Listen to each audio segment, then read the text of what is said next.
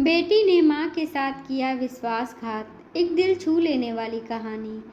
जिंदगी बहुत खुशहाल थी। एक बेटी और एक ही बेटा था। पैसे की कमी नहीं थी, सब कुछ भगवान ने दिया था। बेटी और बेटा दोनों की शादी हो गई। वो दोनों अपनी अपनी गृहस्थी में खुश थे। बेटा अपने बीवी बच्चों को लेकर विदेश में बस गया और बेटी यहीं थी। हम पति पत्नी बहुत खुश थे। चलो, बच्चे जहाँ रहें बस खुश रहें। एक दिन सुबह सुबह मैं मेरे पति नाश्ता कर रहे थे, तभी उनके सीने में दर्द हुआ और दर्द इतना तेज था कि वो तड़प रहे थे। तुरंत एम्बुलेंस को फ़ोन किया और अस्पताल ले गई। तुरंत इलाज शुरू हुआ, लेकिन भगवान को कुछ और मंजूर था। वो बच नहीं पाए। मेरी दुनिया अंधेरी हो गई। आज उनकी 13वीं थी और मेरे बेटी दामाद मुझे अपने घर ले जाना चाह रहे थे। माँ, ये इतना जिद कर रहे हैं तो मान जाओ ना। तुम्हें हमारे साथ चलने में क्या दिक्कत है? नहीं बेटा, अब मैं अपना यह मनहूस नसीब लेकर कहीं नहीं जाऊंगी। भगवान भरोसे अपनी बची कुची जिंदगी यहीं गांव में गुजार लूंगी। पीछे से दामाद जी आकर बोले, माँ जी, आपने आज हमें पराया कर दिया। माना कि भाई साहब व्यस्त होने के कारण विदेश से नहीं आ पाए।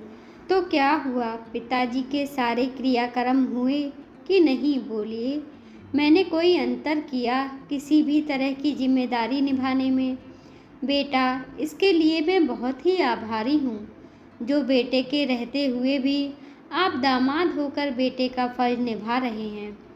हाँ तो माँ जी, मुझे बेटा कहा है तो एक बेटे का आग्रह है कि आप हम लोगों के साथ शहर चलिए। शशि जी की आंखों से आंसुओं की धारा बह चली। दिल में एक हुक सी उठी कि बेटा रहते हुए भी पिता को मुखाग्नि नहीं देने आया। वीज़ा पासपोर्ट का बहाना बनाकर बाद में आऊँगा कहकर टाल गया। और यह एक दामाद है जो उसकी कमी महसूस नहीं होने देते। फिर भी सामाजिक रीति ही ऐसी है कि माँ बाप नहीं चाहते कि बेटी दामाद के पास जाकर रहें। श्रद्धा कर्म के बाद सारे नाते रिश्तेदार चले गए। किसी को कोई चिंता नहीं थी कि शशि जी अकेले कैसे रहेंगी। बेटी के मनोहार के सामने उनकी एक न चली। बुझे मन के साथ जाने को तैयार हो गईं। वह सोचने लगी कि वाकई बेकार में लोग बेटा और बेटी में फ़र्क करते हैं। शशि जी की ज़िंदगी आराम से कट रही थी। कुछ महीने बाद बेटा आया तो शशि जी ने गुस्से और क्षोभ के कारण बेटे से बात नहीं की। उसने लाख मिन्नतें की, लेकिन वह उसके साथ जाने के लिए तैयार नहीं हुई। बेटे ने बहुत मन्नत की। जब माँ राजी नहीं हुई तो आखिरकार हार मानकर बेटा वापस चला गया। बेटे के जाने के कुछ महीने बाद शशि जी की तबीयत खराब हो गई। उन्हें हॉस्पिटल में भर्ती कराया गया। लगभग 20-25 दिनों के बाद वह स्वस्थ होकर घर आईं। बेटी दामाद की सेवा से वह भाव विभोर थी और सोच रही थी, अगर बेटी दामाद इतने अच्छे नहीं होते तो वो कहाँ जाती। एक दिन सुबह बैठी धूप सेक रही थी, तभी कुछ पेपर लेकर बेटी आई और कहा कि माँ, यह हॉस्पिटल के बिल हैं, इस पर दस्तखत कर दो। शशि जी ने कहा, बिल पर दस्तखत क्यों करना है बेटा? हॉस्पिटल में तो कोई पेपर दस्तखत नहीं करवाते। फिर ये पेपर किसके हैं? माँ, आपके दामाद जी ने कहा है तो कर दो। क्या आपको भरोसा नहीं है हम पर? अरे बेटा, कैसी बात कर रही हो? इसमें भरोसे की क्या बात है? लाओ कर दूँ। और उन्होंने उन पेपरों पर साइन कर दिया और फिर वो भूल गईं, क्योंकि उनके दिल में कोई बात नहीं थी। कुछ महीने बाद गांव से रिश्ते के देवर शशि जी से मिलने आए। आव भगत के बाद उन्होंने कहा कि भौजी, अब तो आप कभी गांव आती नहीं, सो मैं कुशल क्षेम पूछने चला आया। शशि जी ने कहा, क्यों नहीं आऊँगी? मैं अपने गांव, वो मेरा गांव है, घर है। जब मेरा दिल करेगा आऊँगी। वहाँ से मेरे पति की और बच्चों की यादें हैं। देवर ने कहा, जब इतना लगाव था तब आपको पुरखों का नामो निशान नहीं बेचना चाहिए था।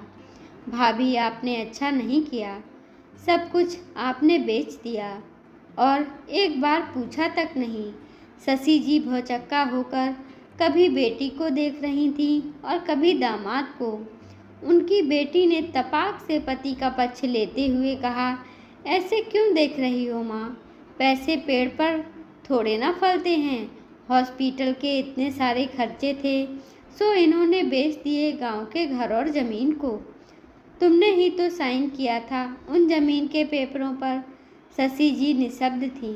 बस उनकी आंखों से पश्चाताप के आंसू गिर रहे थे और दिल यही कह रहा था कि शायद गिरगिट भी अपना रंग इतना जल्दी नहीं बदलती होगी जितनी जल्दी इस बेटी दामाद ने बदला है। अगर वो मांग लेते तो खुशी खुशी उनको दे देती, लेकिन ऐसे धोखे से सब कुछ बेच दिया। दामाद तो पराया था, उससे क्या गिला, लेकिन बेटी तो अपनी थी ना। लेकिन जब लालच की पट्टी आंखों पर पड़ जाए तो कोई अपना पराया नहीं देखता। अब शशि जी को खून के आंसू पीकर रहना ही था, क्योंकि अब तो वो गांव भी नहीं जा सकती थी। ऐसे माँ बाप के साथ विश्वासघात ना करें। आखिर माँ बाप का जो कुछ होता है वो आखिर में उनके बच्चों का ही होता है। तो फिर जमीन जायदाद के लिए माँ बाप को क्यों धोखा देना? दोस्तों, क्या शशि जी की बेटी ने अपनी माँ के साथ सही किया या गलत? अपना उत्तर कमेंट बॉक्स में ज़रूर दीजिएगा। धन्यवाद दोस्तों। कृपया हमारे चैनल को लाइक करें, शेयर करें, सब्सक्राइब करें। धन्यवाद।